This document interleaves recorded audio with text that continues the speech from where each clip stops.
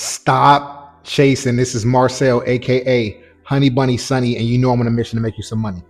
Welcome to another episode of Lessons from the Greats. In today's episode, the book that we're diving into is The Complete Turtle Trader.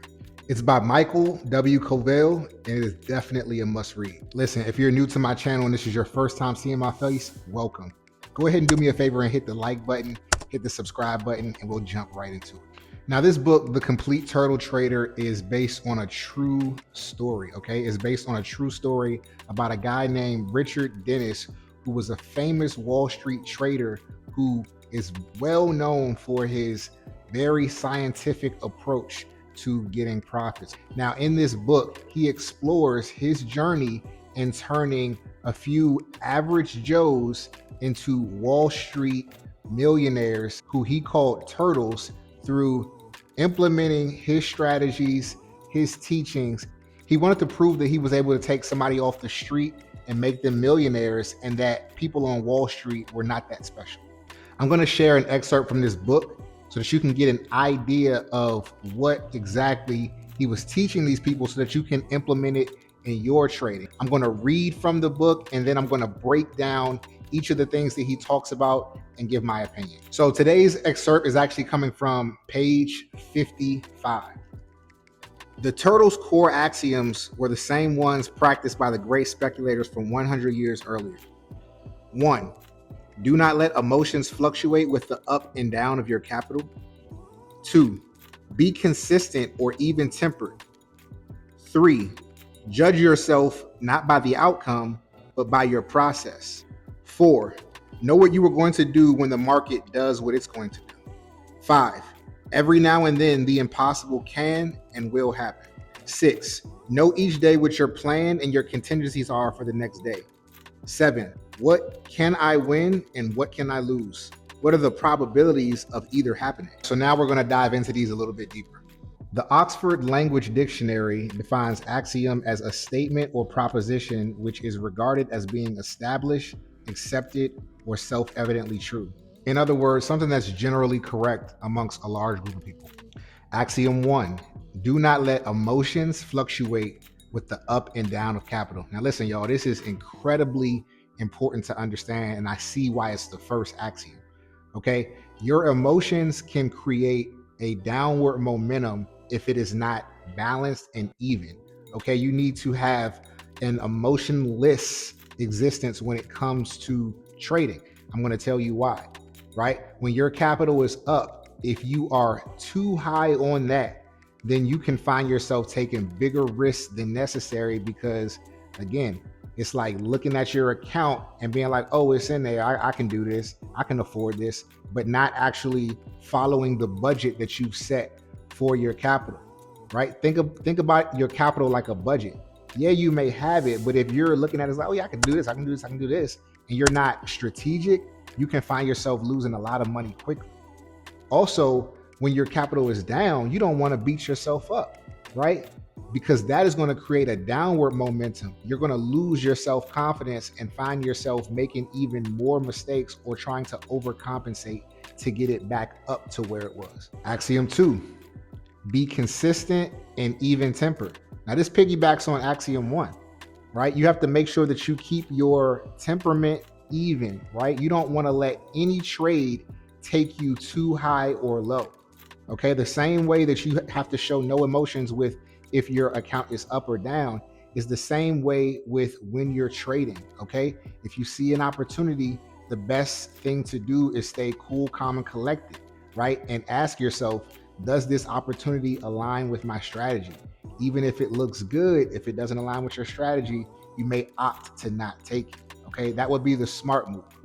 Now, you want to make sure that you're consistent, right? Consistency meaning that your strategy, like I just mentioned, is being implemented, right? If you do not see something that falls in line with that, you do not do it. But if you do see it, you also have to be consistent and showing up for yourself and pulling the trigger, taking action when you see that particular opportunity. Axiom 3, judge yourself not by the outcome, but by the process. This is critical, guys. Okay. Now, you can get really down on yourself when something doesn't work out. But you have to remember that the market does have a mind of its own. The market does do things that are a little bit irrational sometimes. So you have to know that if you followed your process, and this process is not random, you took time to create this, then you did what you were supposed to do. Probabilities come into play. Okay, something that you're doing is based off of a probability, and it's not going to work out sometimes, and that's completely fine. But to keep your mental intact, you have to be able to distinguish upon whether a mistake was made or you did the right thing, but the market was not behaving how it normally does. That is going to keep you in the game a lot longer. Okay, if you come down on yourself and you did everything that you're supposed to do, you're going to start to lose confidence and start to believe that there's something wrong with you. All right, there's nothing wrong with you.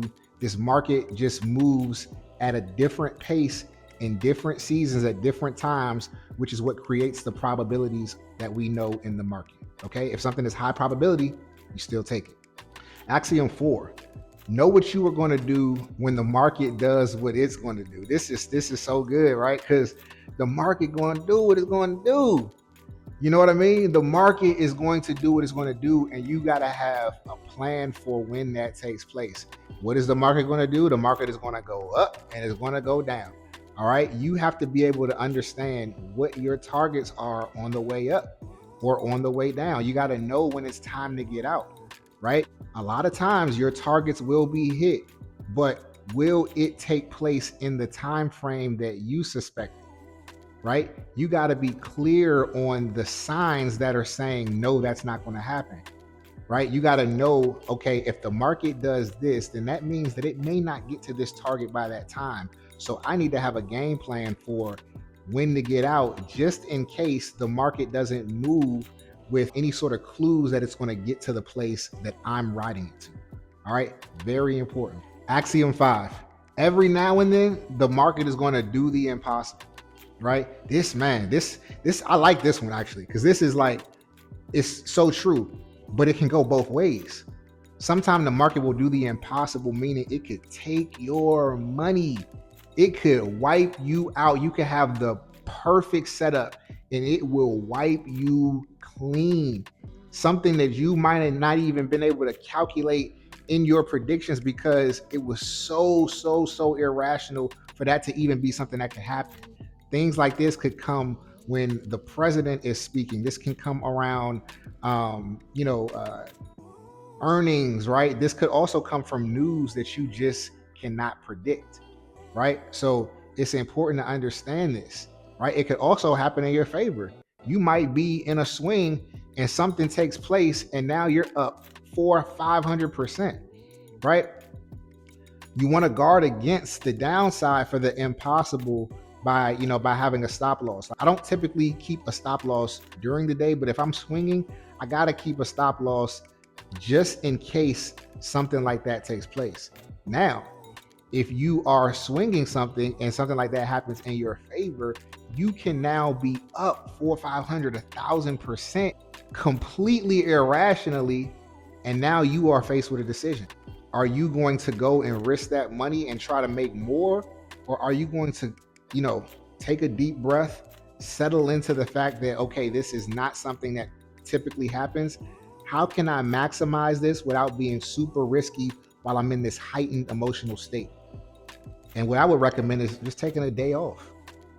And maybe even take those profits and put them somewhere else. Put them in another trading account that you can use later, or put them into another trading account that you may take and put into long term so that you can put it to good use and not emotionally risk it. Axiom 6. Know each day what your plan and contingencies are for the next day. This is extremely important. You never want to go into a trading day not knowing what your plan is, not knowing your if-then statement, right? If this happens, then I'll do this. If that happens, then I'll do this, right?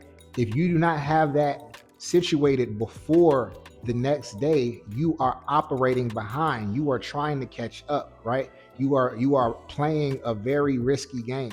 You want to be clear so that when you show up, you are looking for certain things, and then when those things appear, you're prepared to strike. Axiom 7, the last and final axiom. It's really a question, right?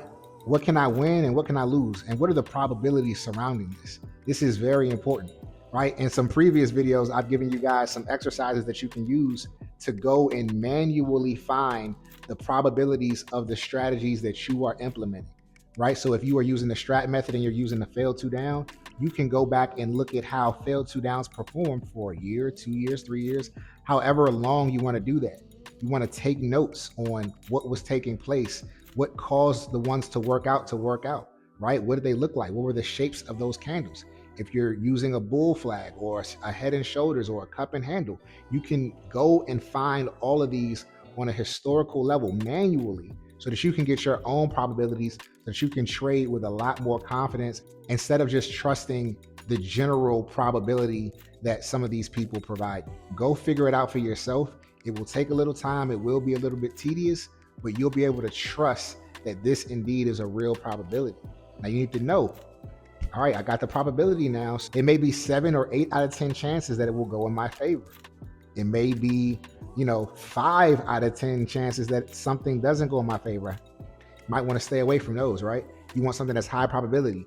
6 at the very least, but 7 and 8 out of 10 is what we're going for, right? So 70, 80% probability is what we're going for. All right, so look, we covered a lot. I hope all of that sunk in for you. Go ahead and watch that video back to make sure that you have it all so you can start deploying that into your trading right away. Now listen, if you are in need of a trading home and you've been doing this thing all alone and you haven't been getting the results that you want, I would encourage you to click the link in the description to join the Prosperity Collective, right? We are a trading family that doesn't just win every day, but we have fun and we grow every single day. Okay, it's like a big family in there. You'll see what I'm talking about when you get in there. All right, listen, remember, invest smart, live free, and I'll see you in the next one. Peace.